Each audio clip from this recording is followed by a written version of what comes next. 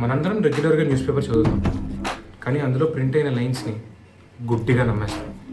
మన particular day I started reading between the lines. ఒకరోజు నేను న్యూస్ పేపర్ చదువుతున్నప్పుడు second page sixth page connected అనిపించింది.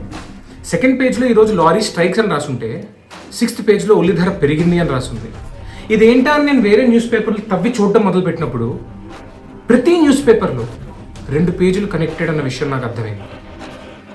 ఒక పేజ్లో ఒక పార్టీ అభ్యర్థుడు జైలు నుంచి రిలీజ్ అయ్యాడని రాసుంటే ఇంకో పేజ్లో అదే పార్టీ ఫండ్స్ ఇచ్చిందని రాసుంటుంది.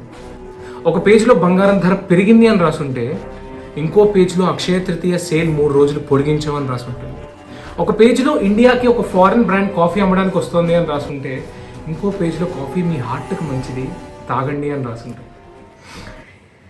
మనం సాధారణంగా బిజినెస్ పేజ్ని అంతలా గమనించాం, కానీ ఆ ఒక్క బిజినెస్ పేజ్ మొత్తం న్యూస్ పేపర్నే డిసైడ్ చేస్తుంది.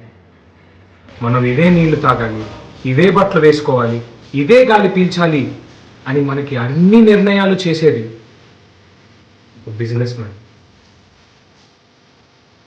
జనాల తలరాతలు రాసేది రాజకీయ నాయకులు అవ్వచ్చు, కానీ రాజకీయ నాయకుల తలరాతలు రాసేది మాత్రం బిజినెస్ మ్యాన్. ఇందులో 500 క్రైమ్స్ ఉన్నాయి. ప్రతి క్రైమ్ వ్యాపారం తెలియదు. ఈ అన్ని క్రైమ్స్ వెనుక కేవలం 15 మంది మాత్రమే ఉన్నారు. ఈ క్రైమ్స్లో డైరెక్ట్గా ఇన్వాల్వ్ అయిన 500 మందిని అరెస్ట్ చేయడానికి 5,000 మంది పోలీస్ సిబ్బంది ఉన్నారు. కానీ ఆ 15 మందిని అరెస్ట్ చేయడానికి మాత్రం ఒక్కడు కూడా లేడు.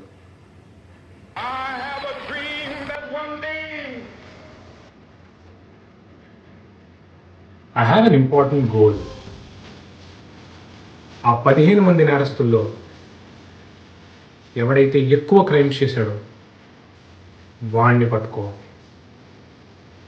ఏ క్రిమినల్ని అంతం చేస్తే 100 మంది క్రిమినల్స్ అంతమవుతారో వాణ్ణి అంతం చేయాలి. వాణ్ణి నేను శత్రువుగా సెలెక్ట్ చేసుకున్నాను.